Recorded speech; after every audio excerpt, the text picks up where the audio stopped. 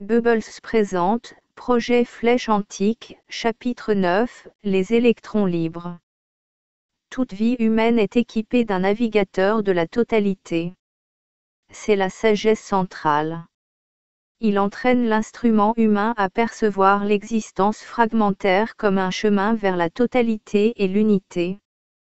Le navigateur de la totalité recherche la totalité avant tout le reste, même s'il est souvent mis sur la touche par les énergies de la structure, de la polarité, du temps linéaire et des cultures séparatistes qui dominent Terra Earth. Le navigateur de la totalité est le cœur de la conscience de l'entité, et il sait que la racine secrète existe même si elle peut être intangible pour les sens humains. C'est cette condition qui consiste à accepter l'interconnectivité de la vie qui positionne la croissance spirituelle comme priorité dans notre propre vie. 15 étudiait le rapport que Li Xing et Evans avaient déposé sur son bureau 3 heures auparavant. La rampe d'éclairage était en veilleuse et l'atmosphère de son bureau tamisée. Li Xing et lui étaient seuls. Il retira ses lunettes et se frotta les paupières. « Tu sais ce qui m'inquiète dans cette affaire ? » dit-il, en brandissant le rapport. « Oui, répliqua T.L. Tu as le cœur trop tendre pour te soucier de ton propre bien. Peut-être. Ou peut-être que le tien est trop dur, dit 15 dans un murmure. Octavio, je peux t'assurer que, aussi bien Evans que moi, sommes convaincus que c'est la juste chose à faire. Cela ne nous rend pas avides de prendre la vie de deux jeunes, mais ces enfants sont potentiellement instables, et à la lumière de notre découverte, nous pensons que c'est plus prudent. Il y a trop d'enjeux maintenant. Tu n'as pas besoin de me baratiner, dit 15. Je sais que la situation est sérieuse. Il posa le rapport, fixa ses mains sur le bureau, et poussa un long soupir de résignation. Peut-être que tu as raison, et que nous devons éliminer les risques, mais Stevens a déjà mis la NSA en alerte. Si ses enfants finissent morts, MC Gavin imaginera le pire et quand bien même, répliqua Li Xing. Il ne pourra rien prouver. Et quelle preuve avons-nous que ces enfants sont des risques ? Demanda 15, d'une voix irritée. Parce que ce n'est pas clair d'après votre rapport. Tout d'abord, Stevens a protégé l'identité des étudiants. Il n'a pas dit à la NSA comment il était arrivé à l'artefact. Mais nous savons que les étudiants savent que Stevens est allé voir la NSA. Nous ne savons pas s'ils connaissent en détail ce qu'il leur a dit, mais nous devons supposer qu'il leur a dit quelque chose. Et c'est pour cela que nous devrions les tuer. Demanda 15. Si Stevens veut que ses enfants restent anonymes vis-à-vis de la NSA, c'est qu'il a une raison de les protéger. Octavio, ce sont des électrons libres qui pourraient nous ennuyer par la suite. Pourquoi ne pas nous assurer d'être débarrassés de ce risque ? Vous avez cette intime conviction tous les deux.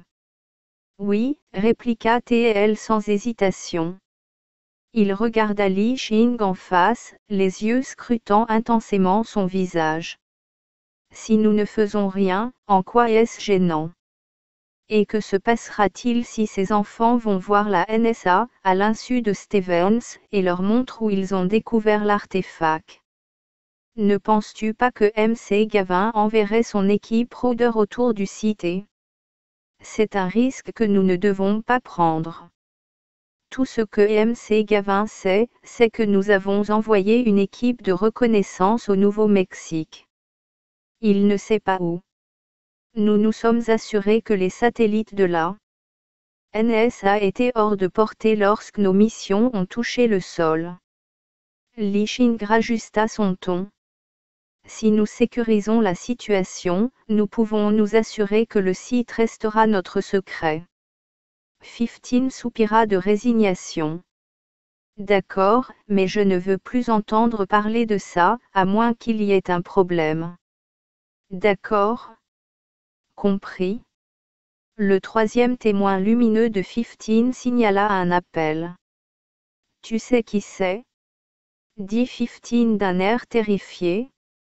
15 tapota sur son micro. Oui. Salut Octavio, dit MC Gavin.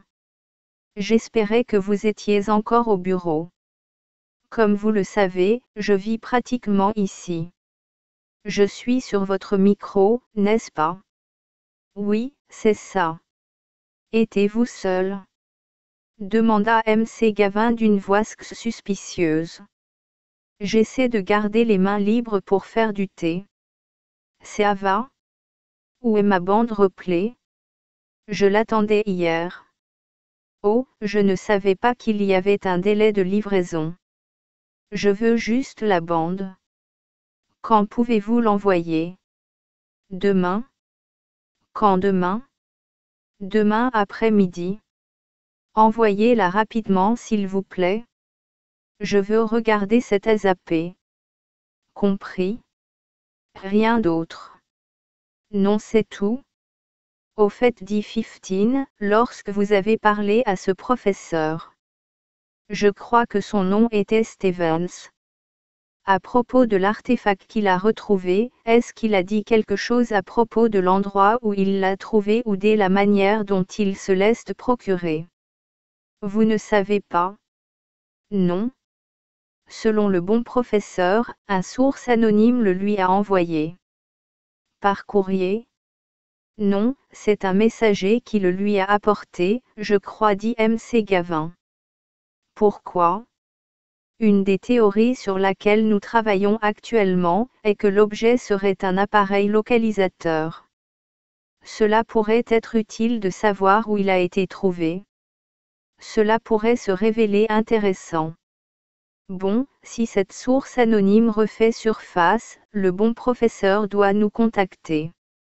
S'il le fait, nous verrons bien ce que nous pouvons faire. Merci. Par ailleurs, dit MC Gavin, avez-vous réussi à découvrir cette foutue chose?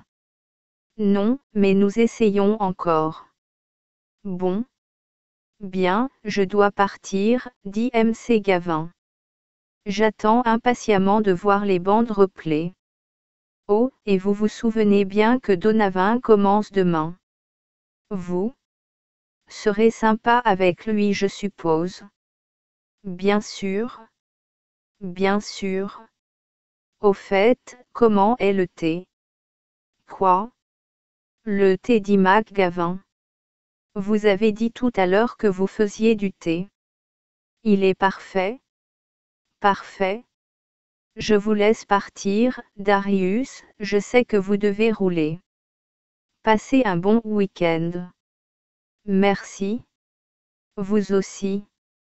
15 attendit d'entendre la tonalité avant de pousser le bouton du haut-parleur sur arrêt.